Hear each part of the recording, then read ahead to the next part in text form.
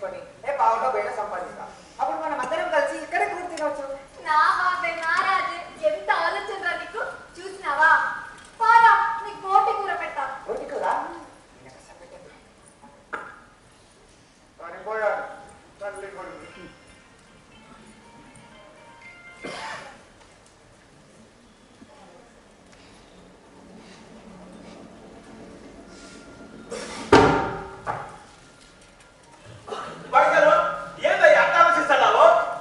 మా వాడిని నెల్లూరు పంపించి పెద్ద పదార్థాలు చేపిస్తా అంటే ఈడ ఉండి టైలరింగ్ పని చేస్తా అంటున్నాడు.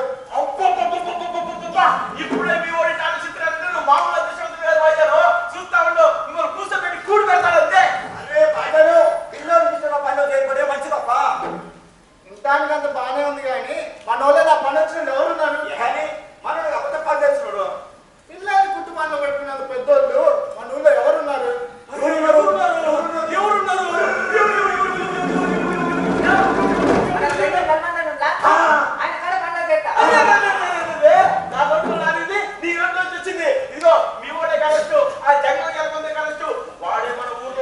సంపాదిస్తున్నారు సామే.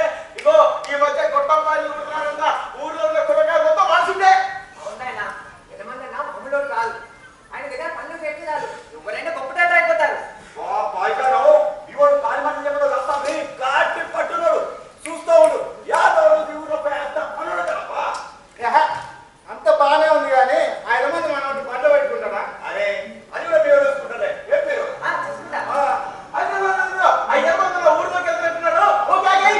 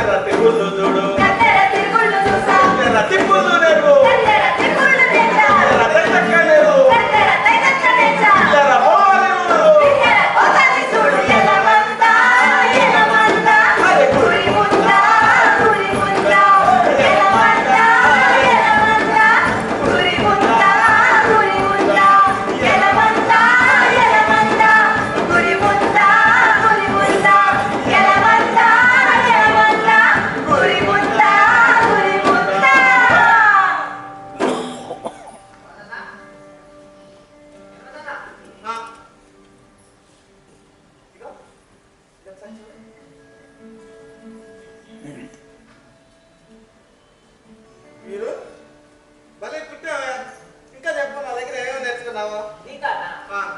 ఏముంది మీ ఇంటి ఆడే మనిషికి కూరగాయలు యాడించి తేవాలా, ఆదివారం సంగళవారి తోటలో కోడి పందాలు ఎట్టా కాయాలా, ఓడిపోతే వాళ్ళని ఎట్టా తిట్టాలా, ఇంకా నువ్వు తారేయడంగా పడిపోతే నేను ఇంటికి ఎట్టా మోసుకురావాలా. ఇయగా ఏంటి మీరు ఈ కావాలని నా పేరు బదనం చేస్తావా ఏంటి? నిలబడతారా? కూర్చోన్నా. కూర్చోమంటుంటే నేను ఎందుకంటే వెళ్తానన్నా. ఏదో ఈ కారులో సంతం కొద్ది అలా చెప్పానంటే పుస్తకాలు తీసుకే ఊరు చేసుకుంటు కదా. ఆయన ఏమన్నా ఇంకా ఊరికే చేస్తున్నాడా ఏంటి?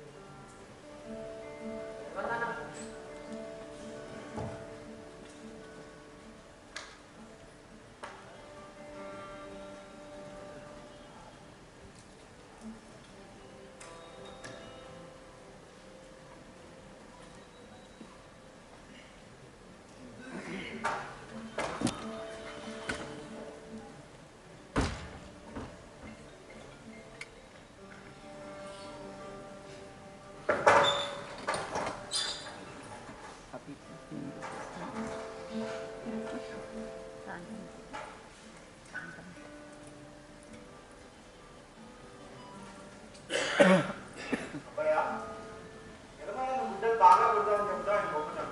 కానీ మనం గుడ్డలు కొట్టుకుని ఎగగలమా? ఏంటి పనొచ్చిన పిల్లని ఇంట్లో ఉండమంట నెగ్గుతామో లేదో పిల్లలకి ముందు మిషన్ కొనియాల విసినేసి కాదులే, నేను ఇంకొంచెం నేర్చుకోవాలా. నేర్చుకునేది ఏందా? నేర్చుకునేది ఎలమయ్య నువ్వు గుడ్డలు బాగా కొడతావని చెప్పాడండి వా. ఇంకా నేర్చుకునేది ఏంటి? నేర్చుకోకుండా ఎట్టా? అయ్యా నువ్వు నేర్చుకున్నది సాలయ్యా నా మాటిని నువ్వు ఈయన ఎవరో ఒక దగ్గర పనులు చేరు ఇల్లు కూడు గడవదా చెప్పు కాదులే, నేను ముంబై పోయి ఇంకొంచెం పని చేస్తున్నాను అనుకుంటున్నాను. బొంబాయా? పని చేస్తున్నాడే నా పేరు చెప్పుకొని బతుకమని భరోసా ఇస్తే నువ్వు బొంబాయి పోయేది? అసలు ఎలమని నాకు దగ్గర నేర్చుకున్న పని సరిపోద్దా? ఈ ఊర్లో ఆయన దక్కుని నిలబడడానికి గురువు పని మాత్రమే శిష్యుడికి వస్తే అందరూ గురువు కాడికి పోతారు కానీ శిష్యుడి కాడికి ఎందుకు వస్తారు? అట్టా కాదు నా మతలబు. అందరూ నా కాడనే గుడ్డలు కుట్టించుకోవాలనుకోవాలా. అట్టా అనుకోవాలంటే ఈ ఊర్లో ఎవరికి తెలియని పని నాకు తెలిసి ఉండాలి. అట్టాంటి పని తెలుసుకోవడానికి నేను బొంబాయి పోవాలా. ఉంటానమ్మా. అయ్యా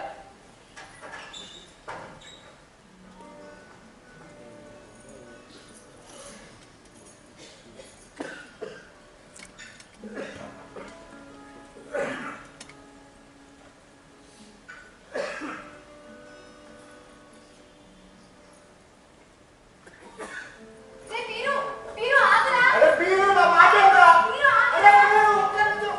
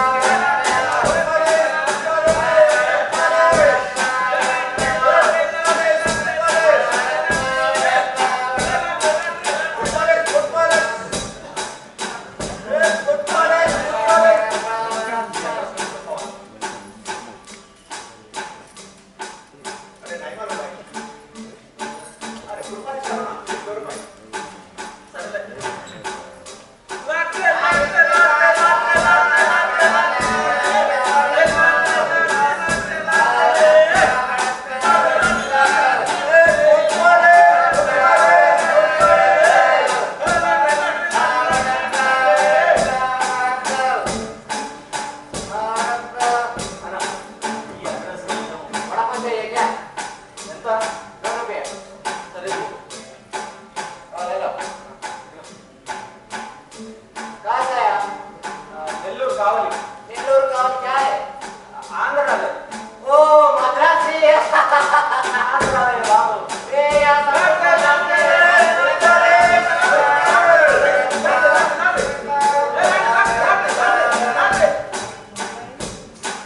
అక్క, ఈ అడ్రస్ కొంచెం चाहिए क्या चलो आओ हाँ ले लो उस पे అడ్రస్ అక్క. मैं तो 50 ले लूंगी అడ్రస్ కొంచెం చెప్పక్క. क्यों मैं तुझको अच्छी लगती क्या అడ్రస్ అక్క.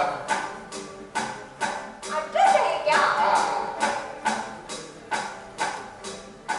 सीधा जाकर राइट ले लो रास्ते में है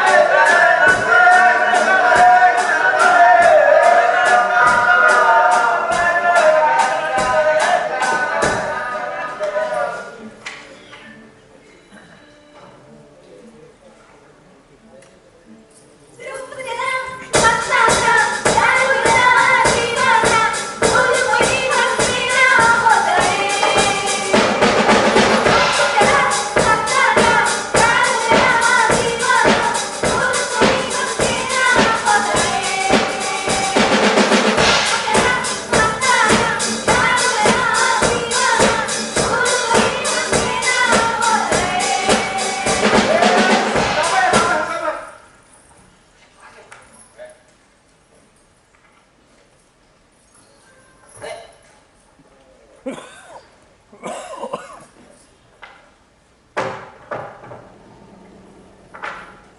రే పాండే, రే పాండే, तेरे को पैसे जल्दी करो काम।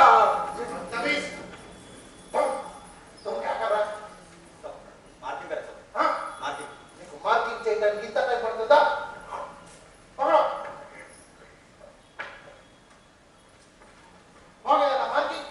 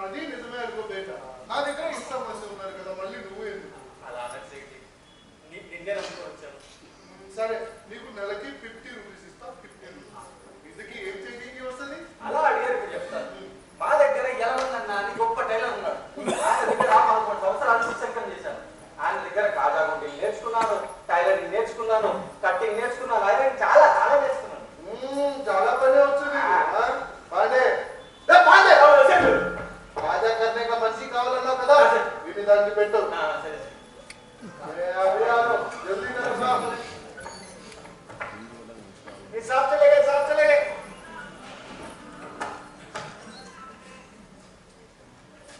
भैया ये रिसिप्ट लेके कल आ जाए ठीक है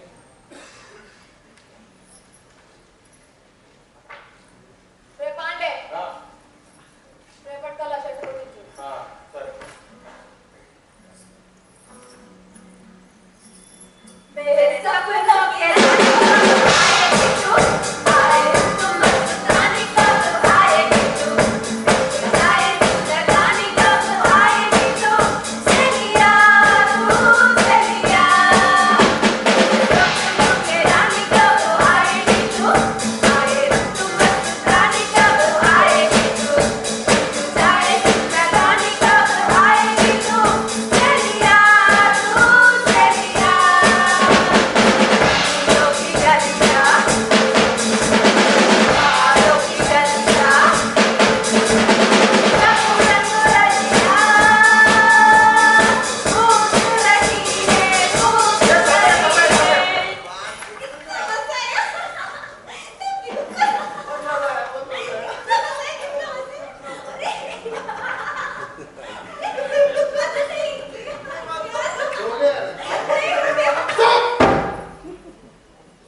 నీకు ఎన్నిసార్లు పని చేయమని చెప్పినా చేత కదా నీకు పనులకు చేత కదా వెళ్ళి నాకు బాగులు పడుతుంది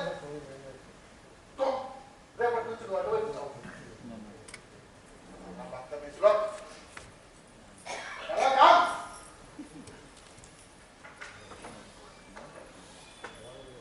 भैया ये शर्ट खत्म नहीं हुआ कल आ जाओ अरे नहीं मेरे काफी चाहिए अरे खत्म नहीं हुआ अरे भैया नहीं मैडम आप रोज कला बला तो मेरे काम नहीं कर मेरे काफी चाहिए కావరా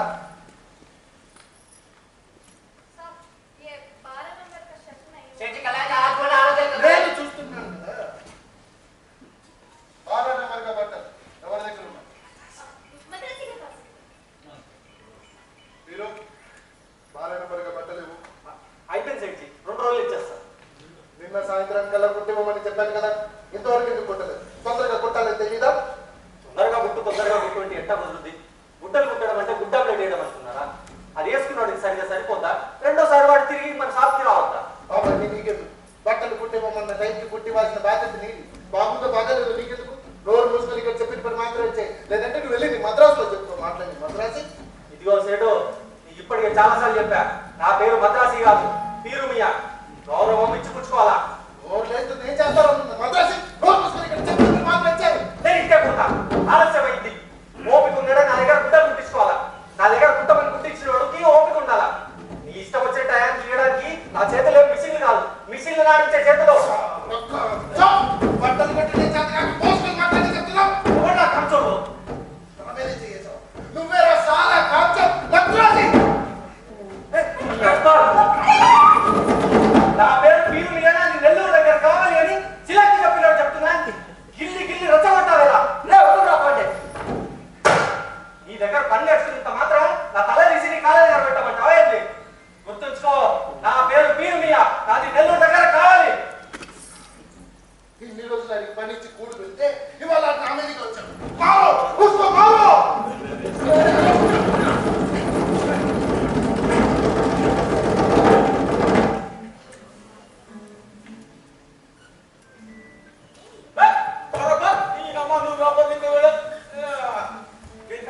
మన షాప్లో పనులు చూపి పర్లేదండి పద్దాకలు వస్తావో మళ్ళీ వెళ్ళిపోతావు నేనే పని సరే పోయి ఆ మిషన్ చూడుకో సరే సరే राधा राधा कितना बोतल में गया पापा फिर भाई फिर ये तो पढ़ने को नॉर्मल आने ले दो నీకు చదువా పర్లేదు కనీసం ఇక్కడ పని నేర్చుకోవచ్చుగా నేర్చుకుంటావా నేర్చుకుంటాను చెప్పరా నేర్చుకుంటా బయట నాటితోటి అక్కడ షాప్ ఉంటుంది వెళ్ళు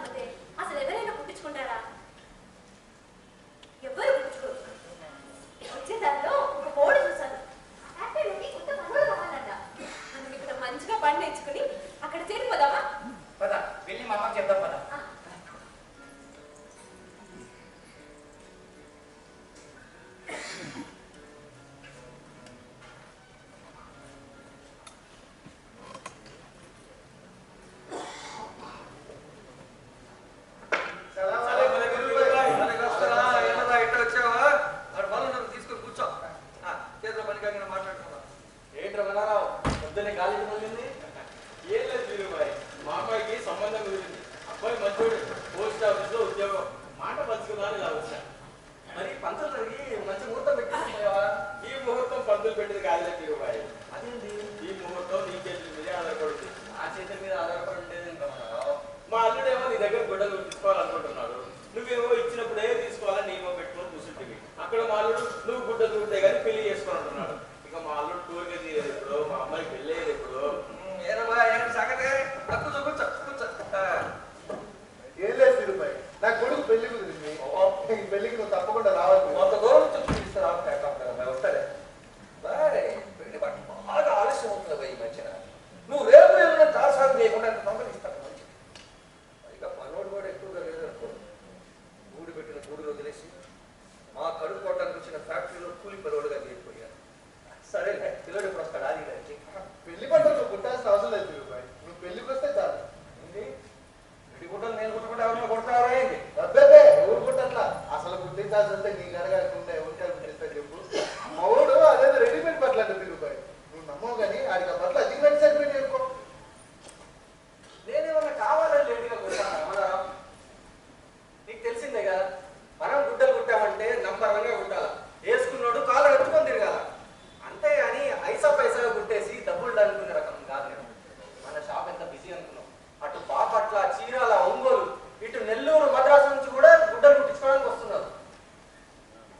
ఇంకా కుట్టాల్సిన గుడ్డలు గుట్టలుగా పడున్నాయి. నువ్వు ప్రత్యేకంగా చెప్పాలంటే వీరుబాయ్, అందుకే కదా మా అల్లుడు నీ దగ్గర గుడ్డలు తీసుకోవాలనుకుంటున్నాడు. ఈ ఒక్కసారి నా మొహం చూసి ఒక 3 వారాల్లో పెట్టిరాడు. తొందర పడితే ఇట్టారమ్మా. నాకు తీరిక దొరకాలి, మూడు కుదరాలి, కత్తెర పడాలి, గుడ్డ దిగాలి. వేసుకున్నోడికి ఏకదం సరిపోవాలి. అది మన పాలసీ. నీకు అంత తొందరగా ఉంటే అలా మద్రాసు అయిపోయి ఏదైనా రెడీమేడ్ గుడ్డలు కొనుక్కోవచ్చు కదా. స్వభావాన్ని పెళ్లి పెట్టుకొని రెడీమేడ్ కొట్టలేదు కదా. ఎవరి కోసం పుట్టిన గుడ్డలు పిల్లలు గడపడుతుందని చెప్పు. పిల్లకి పిల్లోడికి నచ్చినవి వీరుబాయ్, మనం మాత్రం ఏం చేయగలం చెప్పు. గుడ్డకు కూసుకొని వంతులు వేయించుకొని మనిషి కుట్టించుకున్నవాడి మనసు తగ్గట్టుకుంటే గుడ్డలకి ఎవడు కుడతాడో తెలియదు. ఏ సైజు కుట్టాడో తెలియదు. గుడ్డకి తేడా లేదంటే గుడ్డ ఒంటి మీద వేసుకుంటే సరే, గుడ్డు సరిపోవచ్చు చెప్పు. చిచ్చి, ఎవరి కోసం పుట్టిన గుడ్డలు మనకెందుకు వీరుబాయ్? ఇగో ఇప్పుడు చెప్తున్నా, నువ్వు ఎప్పుడైతే గుడ్డలు కుడతావో అప్పుడే పెళ్లి ఖాయం చేసుకుంటా. నీ దగ్గర గుడ్డలు తీసుకోవాలనుకోవడం మా అల్లుడు కోరిక. ఆ మాటలు తీర్చలేదా నేను? పెళ్ళి అంటున్నావు, నీ అల్లుడు నా దగ్గరే గుడ్డలు కుట్టించుకోవాలని ఆశపడుతున్నాడు అంటున్నావు. ఒక టైలర్కి ఇంతకన్నా పెద్ద గౌరవం ఏముంటుంది చెప్పు? సరేలే ఇచ్చేస్తా 1 నెలలో. అది నీకోసం. రేపే నీ అల్లుడిని మంచి గుడ్డ వదులుకొని ఆటోడానికి పంపు. ఈ మాట చెప్పిలో మా మనసు నిమ్మలో అయింది వీరుబాయ్. ఇదిగో నువ్వు పెళ్లి మాత్రం తప్పకుండా రావాలి. వస్తాలే, అంత దూరం నుంచి వచ్చి కూర్చుంటే రాకుండా ఎట్లా ఉంటారు? ఈ మిషన్ నమ్ముకుని మేము పిల్లల్ని దేశాల్లో చదివిస్తున్నాం. దీని మీద కూడా ఎవరు ఖర్చు పడి ఏ ఉద్దేశంతో ఈ ఫ్యాక్టరీలు ఇక్కడికి వచ్చి పడ్డాయి? ఎంతమంది జీవితాలను నాశనం చేయబోతున్నాయి. ఆయన ఈ మిషన్ కుట్టుకున్న జీవితాలు రోడ్డు మీద పడేదాకా ఈ ఫ్యాక్టరీలు ఇక్కడ నుంచి పోయేటట్టు లేదు వీరుబాయ్. పైన అలా ఉన్నారు, చేతిలో ఇచ్చింది, మమ్మల్ని కూడా రోడ్డు మీద లాగేది. అంతకాక ఇంకెంతలే, నువ్వు మాత్రం మర్చిపోకుండా పెళ్లికి కావాలి. పనులు కూడా మర్చిపోబాక. మర్చిపోయింది పని ఆడుతుందిలే. ఇక అబ్బాయో ఫ్యామిలీ మొత్తం వస్తామయ్యా.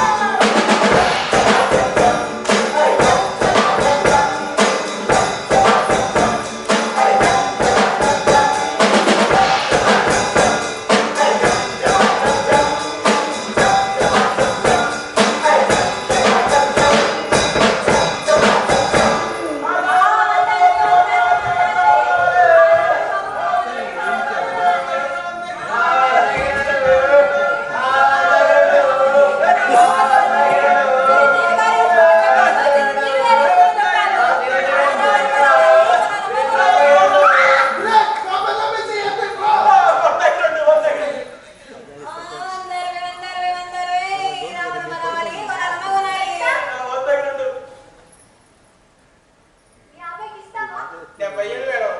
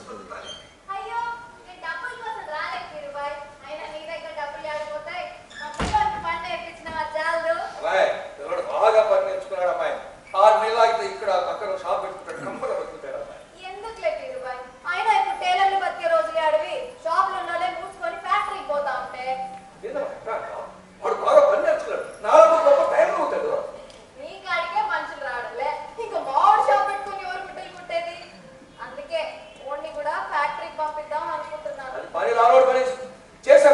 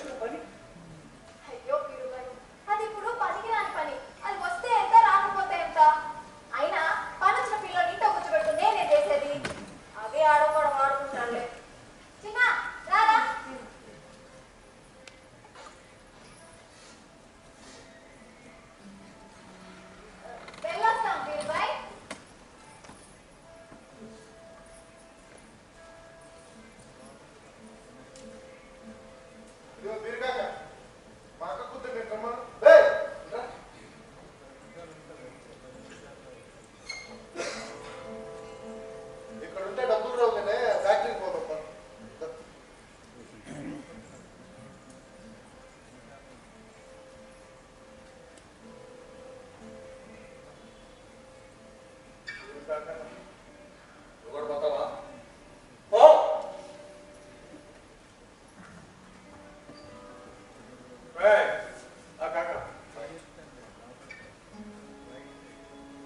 పర్లేదు కాక.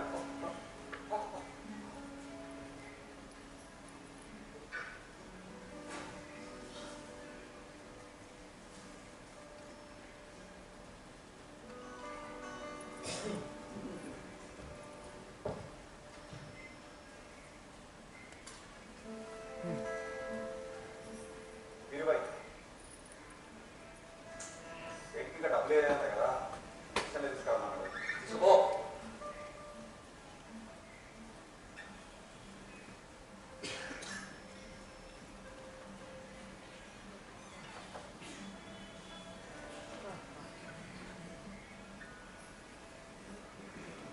అయ్యో రే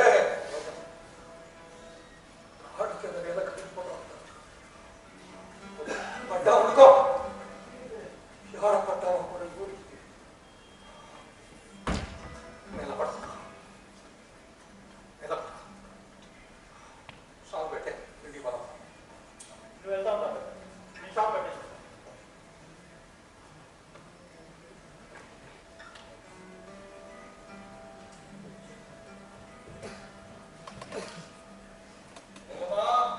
హాజరీ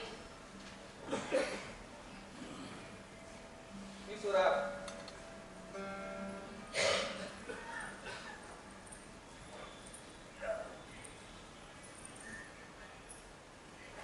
పిల్లలు తిన్నరా తిన్నారు కడుపు నిండి తిన్నారు తిన్నావా నువ్వు తినేయ్యా నువ్వు తింటే నా కడుపు నిండుతుంది ఏంటి ఎక్సైట్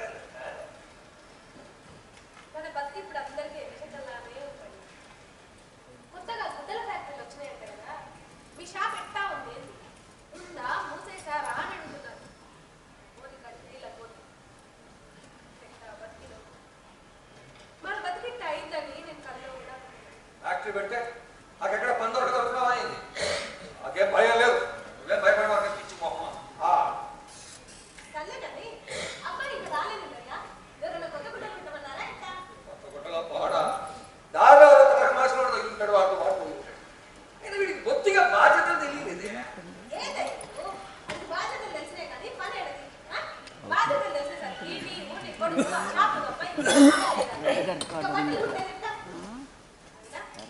ఇంకా ఆ గుంటకల్లోనే టెన్షన్గా మారాజులాగా ఇంటికి వచ్చేటోడు ఈ పరిస్థితి బాగున్నప్పుడు అవును ఏమో అట్లా లేదా రోజుకో చొక్కా కుట్టేవాడు కాదు కానీ మాటలు మాత్రం కోటలు తాడుతూ ఉంటాయి బ్యాగ్ తాడుకుంటూ టైట్ కుట్టుకుంటారు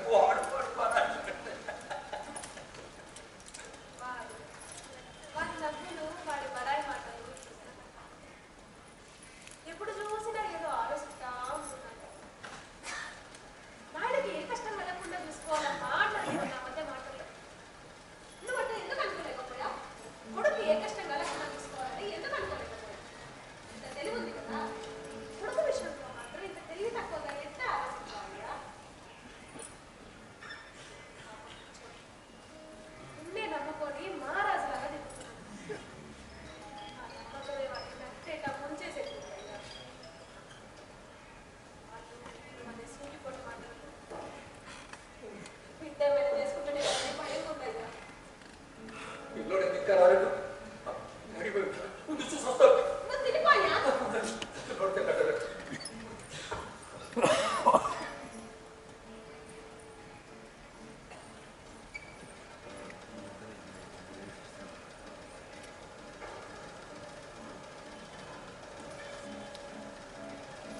ఏం చేస్తున్నావా నడవనట్లా పని చేస్తాను ఏం పని ఏదో పని బతకాలిగా బతకడానికి తొక్కిన మెషిన్లు కాదయి నలుగురిని బతికించడానికి తొక్కిన మెషిన్లు పట్టు చేరుమాని గుడ్డలు లగ్నం రేషన్ గుడ్డలు పొందూరు ఖద్దరు గుడ్డలు తాను మన కాళ్ళ కింద నలుగుతా ఉండేది ఈ గుడ్డలు కొంచెం సరిచేసి పెట్టు వీరుబాయ్ అని అడిగే ధైర్యం కూడా ఎవరికి లేదు అలాంటిది చిరిగిన గుడ్డలు కొడుతున్నావా కడుపు కూడు తింటున్నావా ఇంకేదన్నా తింటున్నావా నాకు ఇంకేదో రోజులు దాపరిచినాయి కాబట్టి గుడ్డలు కడుపు కూడు లేకపోయినా పర్లేదా నా మానాన్ని మాత్రం మట్టిలో కలపమాక పని వచ్చినోడు చేసే పనులు కాదు ఖాళీగా ఉన్నోడు చేసే పనులు ఖాళీగా లేక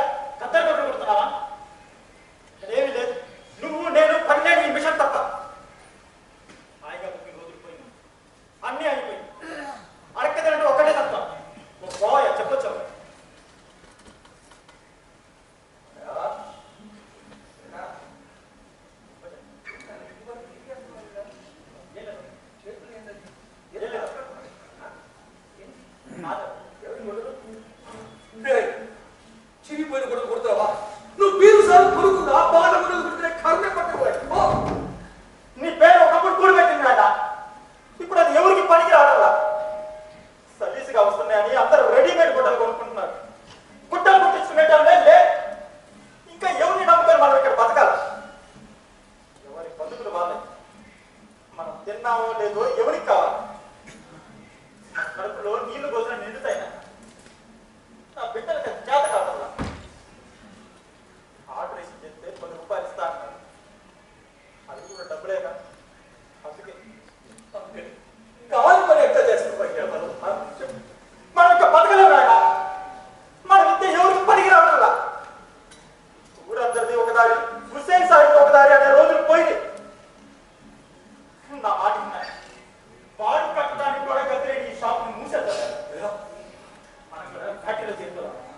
ఫ్యాక్టరీలోకి వెళ్తే మన ఇద్దరం వెళ్తే రోజుకి 200-300 సంపాదించడం క్షణాలు కానీ దిగులు ఉండదు, చింత ఉండదు.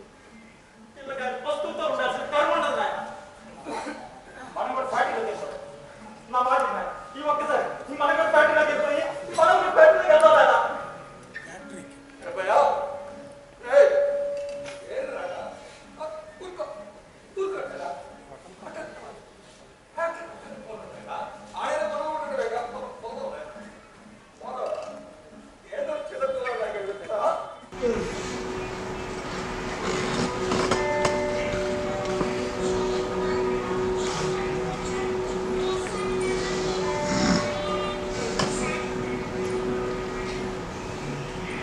ఏమయ్యా,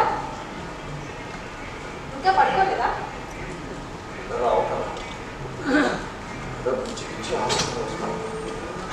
ఇక ఆలోచిస్తుంటే కష్టాలు తీరేటైతే నేను నిజ పట్టుకొస్తాను ఆలోచిస్తున్నా. పదాయి పద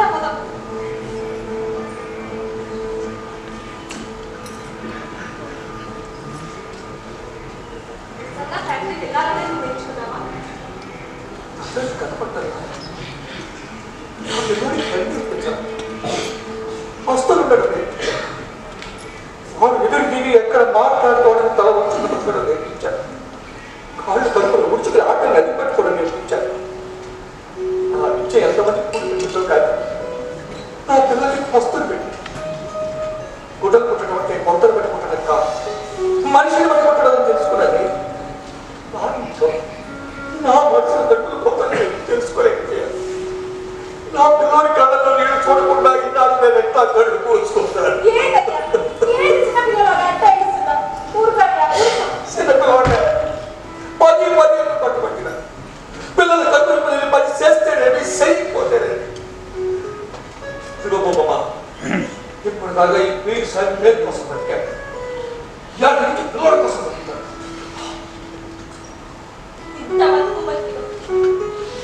ఒక చేతి పనిచేసేదయ్యా ఇలాంటి రోడ్డు అయితే ఏమైంది? ఇన్ని బతుకుదాం, ఇన్ని బతుకుదాం. ప్రాణాలైతే పోవు కదయ్యా. వెళ్ళబాకు, నువ్వు ఫ్యాక్టరీకి వెళ్ళబాకు. ఎక్కడ ఆనందంగా ఉంటాను. ఆడికి ఏ కష్టం రాకుండా చూసుకోవాలి. నాకు సావుకి బయటపడాలి. ఏంటయ్యా మాటలు? ఇప్పటిదాకా పిల్లడి కోసం ఫ్యాక్టరీలో పనిచేస్తాను.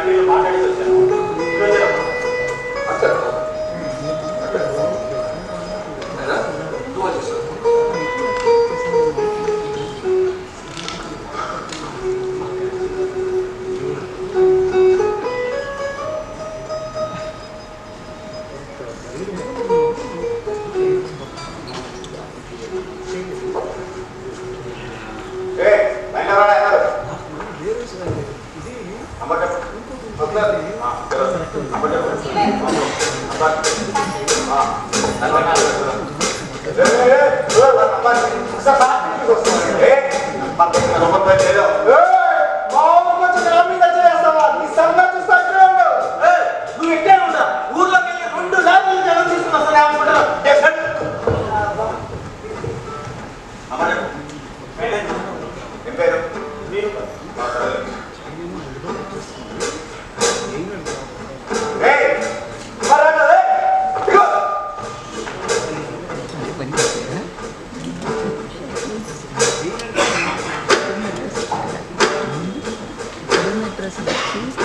చెప్పింది అర్థమైందిగా.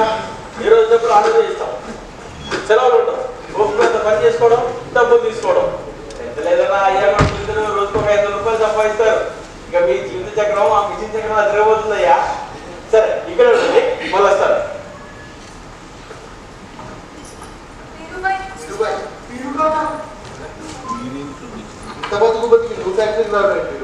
బతుకు బతకగలవా?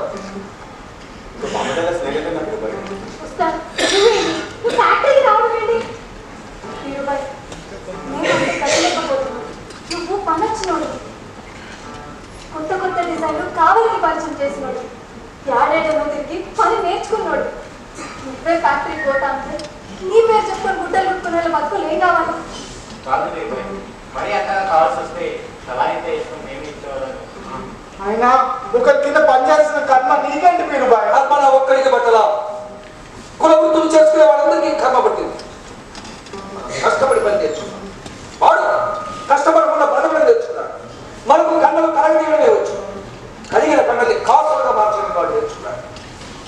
మనం బతుకుతున్నది మనుషుల మధ్యన కాదు, మిషన్లకు మనుషుల కష్టాలు పెరిగి ఎంత తీసుకుపోదంత పోవాల్సిందే. పోదా జీవితం ముందు సాగాలి. మీరు ఇక్కడ ఉంటే నేను ఒక్కడక్కడ ఎట్టా ఉంటాను. అందరం కలిసి పని చేద్దాం. ఏమా పని చెప్పినట్లా మాట్లాడాలి.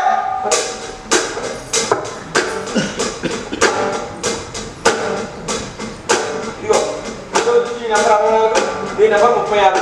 ఈ నెంబర్లు అయితే ఇక్కడ పేర్లు ఉండదు, మిషన్ నెంబర్లో మీ నెంబర్లు 64 అంటే రూపాయలు కదా, 36 అంటే కేయబల్ కదా. ఏది ఒకసారి బలగండి. 36, 64. నా పేరు పీరు మియా స్వామి, నన్ను అందరూ పీరు బాయ్ అంటారు. ఎంత మాత్రాన కూలికి పెట్టుకుంటే నువ్వు ఇష్టం వచ్చినట్టు పిలవడానికి నా మనసు ఒప్పదు. నువ్వొద్దు, నీ పనొద్దు. 36 మీరు పోయి అదే ఒప్పుకుంటేనే పని, లేకపోతే వెళ్ళిపోవచ్చు. మనుషుల్ని పేరు పెట్టి పిలవకపోతే ఇక పేరు పెట్టుకోవడం ఎందుకు? ఒక మనిషిని ఇంకో మనిషి గుర్తుంచుకునేదే పేరుతో. అలాంటి నా పేరే నీకు అవసరం లేనప్పుడు ఇక నాకే గౌరవం ఇస్తావు. గుర్తుంచుకో, నా పేరు పీరుమియా, అది నెల్లూరు దగ్గర కావాలి. జీవితంలో అన్ని చేయలేకపోతున్నాను. పీరుబాయ్, నీ గురించి నాకు తెలుసు, నీ గత 300కి తెలుసు. కానీ మా పైన 3 ఉన్నాడు మేనేజర్. మద్రాసు నుంచి తీసుకొచ్చి మా నెత్తిన పెట్టారు. పనిలో చేరే ముందు వాడు ఒక రూల్, కుట్టు చూపించాలి. వాడు కుట్టు చూసి ఓకే అంటేనే పని. వ్యాపారం కదా, క్వాలిటీ దెబ్బతింటే నష్టం కదా, పనులను చేరిపోతారేమన్నాడు భయం. కుట్టి చూపించడం నేను యజమానుల దగ్గర ఎప్పుడో కుట్టు నేర్చుకున్నా. అది కాక బొంబాయికి వెళ్ళి కొత్త కొత్త ఫ్యాషన్లన్నీ నేర్చుకున్నాను. నేను కుట్టు చూపించడం వీరుబాయ్, నీ పనికి ఒక పెట్టేటాడు ఈ భూమండలంలోనే లేడు. కానీ ఏదో మాట వరుసకి మా మేనేజర్ కోసం ఒక కుట్టు వాడు మొక్కలు పడేస్తారు. కొన్ని వేల చొక్కాలు కుట్టారు. ఈ ఒక్క చొక్కా కొట్టలేనా? ఎవరిని కుట్టాలో వాటి డబ్బు చాలా తీసుకుంటారు. ఎవరికి కుట్టినట్లేదు వీరుబాయ్. మిషన్ కట్ చేసిన కొలతలు ఆ గుట్ట పీకలన్నీ ఉంటాయి కదా, అవన్నీ కలిపి కుట్టాడమే. ఇంత ముందు నువ్వు చేస్తుంటావు కదా, ముందు నీకు అలవాటు అయిపోతుందిలే. మరి కూలి కొలత సవాల్. మిషన్ కట్టిస్తే నేను కొట్టడం ఏంటి? అందులో నా పని అసలు నేను కుట్టిన చొక్కా వేసుకునేది వాటికి సరిపోయిందా తెలియకపోతే నేనేంటా దీనికి చిన్న పని నేర్చుకోవాల్సిన పనే ఉంది. వీరుబాయ్, ఈ పని నువ్వు కాకపోతే ఇంకొకటి చేస్తాడు. మనకు డబ్బులు అవసరమే కదా ఇక్కడికి వచ్చింది. మనకు అవసరమైంది వాడు ఇస్తున్నప్పుడు వాడికి అవసరమైంది మనం ఇస్తే తప్పే ఉంది. ఇదిగో మనసులో మీరు నేను చిన్న చూపు చూసి మాట్లాడుతున్నది మానేసి పని ప్రారంభించు. మిషన్ అయిపోయాడు, పని స్టార్ట్ చేయండి.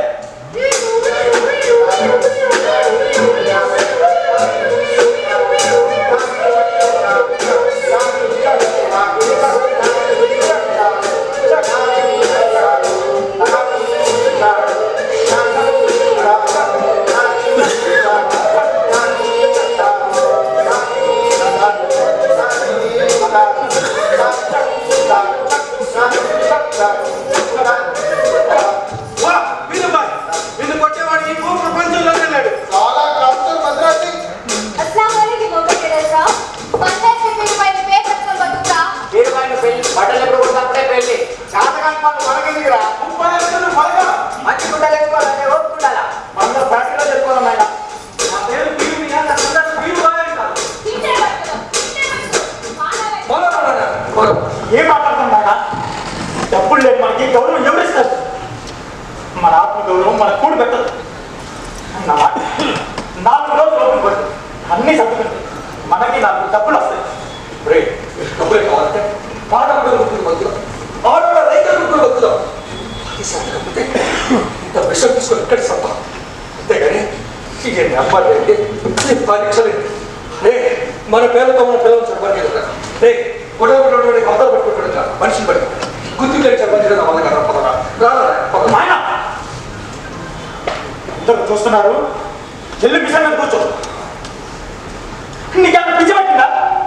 అవతల పిల్లలు పస్తులతో ఉంటున్నారు. ఆ జాబ్ బాగా పెట్టడానికి కూడా మన దగ్గర డబ్బులు లేవు.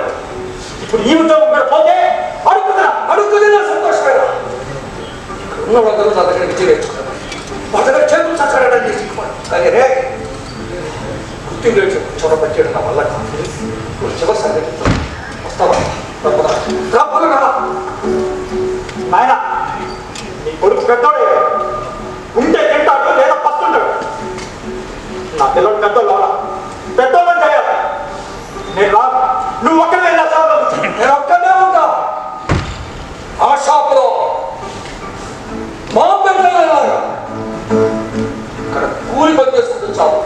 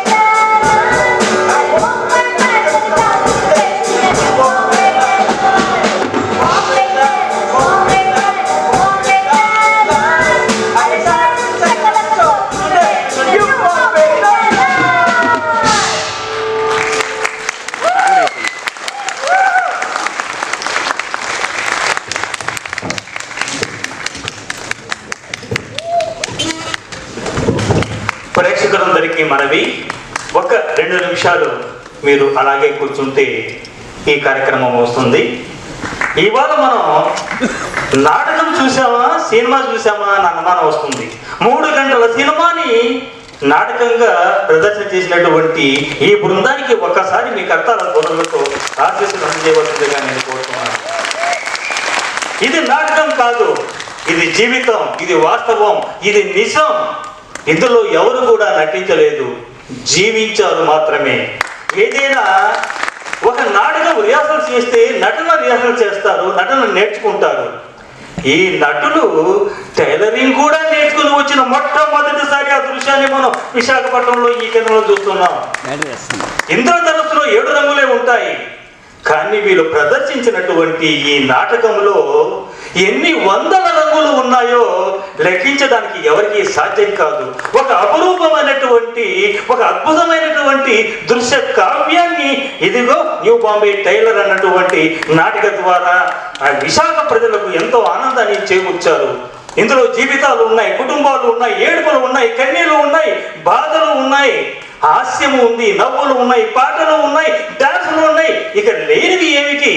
ఒక నాటకానికి ఏ ఏ అంశాలు కావాలో, ఏ ఏ కోణాల్లో నాటకాన్ని ప్రదర్శించాలో దాన్ని ఒక గ్రంథంగా చెప్పాలంటే, ఒక కావ్యంగా ఈరోజు నాటకాన్ని ప్రదర్శించినటువంటి ఈ బృందానికి నేను తల వంచి నమస్కారం చేస్తున్నాను. ఆ నైపుణ్యానికి తెలుగులో వైవిధ్యమైనటువంటి నాటకాలు లేవు అన్న దానికి పురుషుగా పెట్టి, ఇదిగో తెలుగు వాళ్ళం కూడా అద్భుతంగా నాటకాలని వైవిధ్యంగా ప్రదర్శించవచ్చు. కేవలం వెనక బ్యాక్డ్రాప్ ఒకటే ఉంది. ఎన్ని దృశ్యాలండి? బొంబాయికి వెళ్ళాడు, వీధి దృశ్యాలు ఉన్నాయి, రోడ్డు మీద దృశ్యాలు ఉన్నాయి, మార్కెట్ దృశ్యాలు ఉన్నాయి, ఇంటి దృశ్యాలు ఉన్నాయి, కన్నీళ్లు ఉన్నాయి, బాధలు ఉన్నాయి. ఒకటేమిటి? చాలా కాలం మన మనసులో మళ్ళీ మళ్ళీ జ్ఞాపకం వచ్చి ఒక దృశ్య కావ్యంగా అందించినటువంటి ఈ నటులు, వీళ్ళు నటులు కాదు. నిజంగా వీళ్ళు నటులా లేకపోతే టైలర్ పని చేస్తున్నటువంటి వాళ్ళే వచ్చి ఇక్కడ నటించారన్నటువంటి అద్భుతమైనటువంటి ఇచ్చారు. తరువాత మనకు నేపథ్య సంగీతం కూడా చూడండి. ఎక్కడ ఏ దృశ్యానికి ఏ మోతాదులో సంగీతం ఇవ్వాలో అంత మాత్రమే అందించారు వాళ్ళు. ఒక తల్లికి తన బిడ్డకి ఎంత మోతాదులో అన్నం తినిపించాలో ప్రేక్షకులకి ఆ మోతాదులో ఇవాళ నాటకాన్ని చూపించినటువంటి ఈ బృందానికి ఒకసారి నేను విశాఖ ప్రజల తరఫున అభినందనలు తెలియజేస్తున్నాను. వీరిని సత్కరించడానికి వేదిక మీదకి రావాల్సిందిగా చెప్పు చూస్తాను వస్తుంది. వీరిని అభినందించడానికి ఇవాళ మనం ఎంతో అభిమానించి మనల్ని ఎంతో ప్రేమగా చూసేటటువంటి ఆయన గొప్ప నాటకకర్త, మాజీ మంత్రివర్యులు దాడి వీరభద్రరావు గారు వచ్చారు. వారిని సగౌరవంగా వేదిక మీదికి వీరిని అభినందనలు తెప్పడానికి రామంటున్నాను. అలాగే మా లీడర్ సంపాదకులు వివి రమణమూర్తి గారిని, అలాగే లోక్సభ రాష్ట్ర అధ్యక్షులు బాబ్జీ గారిని వచ్చి ఈ కళాకారుల్ని కళకు ఏదో నాటకంలో పాత్రలు వీళ్ళ కోసం పుట్టలేదండి, ఆ పాత్రల కోసమే వీళ్ళు పుట్టారు. ఆ పాత్రలు వీరి గురించి ఎదురు చూసేటట్టుగా చేసినటువంటి వాళ్ళని అభినందించాలనుకుంటున్నాను. తర్వాత న్యూ బాంబే టైలర్ నాటక దర్శకులు షేక్ జాన్ బషీర్ గారు ఒకసారి రావాల్సిందిగా కోరుతున్నాను. ఎంత అద్భుతమైనటువంటి ఆలోచన, ఎంత అద్భుతమైనటువంటి దర్శక విలువలు బషీర్ గారు చూపించారో ఆ బషీర్ గారికి పెద్దల చేతుల మీదుగా చిన్న సత్కారాన్ని అందజేయవలసిందిగా నేను కోరుతున్నాను. బహుభాష నాటకోత్సవాలలో మొదటి రోజు ఒక రమణీయమైనటువంటి నాటకాన్ని వీళ్ళు మనకు అందించారు. న్యూ బాంబే టైలర్స్ నాటిక. ఇది బి స్టూడియో హైదరాబాద్ వారు సమర్పించినటువంటి నాటకం.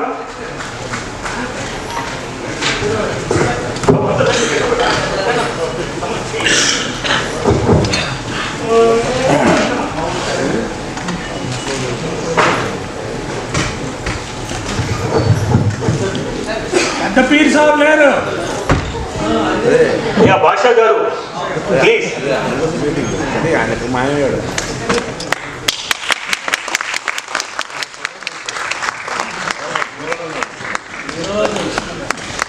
ఈ సందర్భాన్ని ఉద్దేశించి దాడి వీరభద్రరావు గారు 2 మాటలు వస్తుంది. దాడి వీరభద్ర గారు మాట్లాడిన తర్వాత పాత్రలు పరిచయం. సరే, ఇప్పుడు బషీర్ గారు పాత్రలు పరిచయం చేయవలసిందిగా నేను కోరుతున్నాను. Thank you sir, thank you so much. First actors వచ్చేసి యాక్ట్ నుంచి వస్తాను. శరత్ చంద్ర కస్తూరి, వికాస్ చైతన్య, జగన్, జగదీష్, నవనీత్, అఖిల్, క్రాంతి, వెంకటస్వామి, షెరిన్, సాయిలీల, అనూష, నరేష్. మ్యూజిక్ యాక్చువల్గా బాషా గారు, ఎలా మర్చిపోతాం బాషా గారు. సో మ్యూజిక్ చేసింది డ్రమ్స్ మీద నాకి అండ్ గిటార్ మీద మొలాయ్. అండ్ ఈ నాటకాన్ని యాక్చువల్గా ఒరిజినల్ స్టోరీ వచ్చేసి మహమ్మద్ ఖదీర్ బాబు గారు రాశారు. దాన్ని తెలుగులో నాటకీకరించింది ఇండ్ల చంద్రశేఖర్, డిజైన్ చేసింది రాజీవ్ విల్చెట్టి గారు. దీనికి మ్యూజిక్ అండ్ సాంగ్స్ రాసింది అనంత చింతలపల్లి గారు అండ్ డైరెక్షన్ చేసింది నేను. Thank you. ధన్యవాదాలు బషీర్ గారు. మంచి కానుకని మాకు అందించారు. మీకు అందరికీ కూడా మరొకసారి ధన్యవాదాలు తెలుపుతున్నాను. మళ్ళీ రేపు రెండవ రోజు కార్యక్రమంలోకి మనం రేపు అడుగు పెడతాం. రేపు కూడా అద్భుతమైనటువంటి కార్యక్రమాలు ఉన్నాయి. రేపు రసజ్ఞ జాతీయ బహుభాష నాటకోత్సవాల కార్యక్రమంలో ముఖ్యంగా శిరారంగులు అన్నటువంటి ఒక కవితా సంపుటి ఆవిష్కరణ జరుగుతూ ఉంది. దాని హిందీలో నుంచి తెలుగులోకి అనువాదం చేసినటువంటి నాటకకర్త, నాటక ప్రియులు, నాటక ప్రముఖులు, కవి రచయిత అయినటువంటి వారు ఎవరో కాదు, ఇక్కడే మన ముందే ఉన్నారు. వారే మాన్యశ్రీ ఆకుల మల్లేశ్వరరావు గారు. అద్భుతమైనటువంటి కవితా సంపుటిని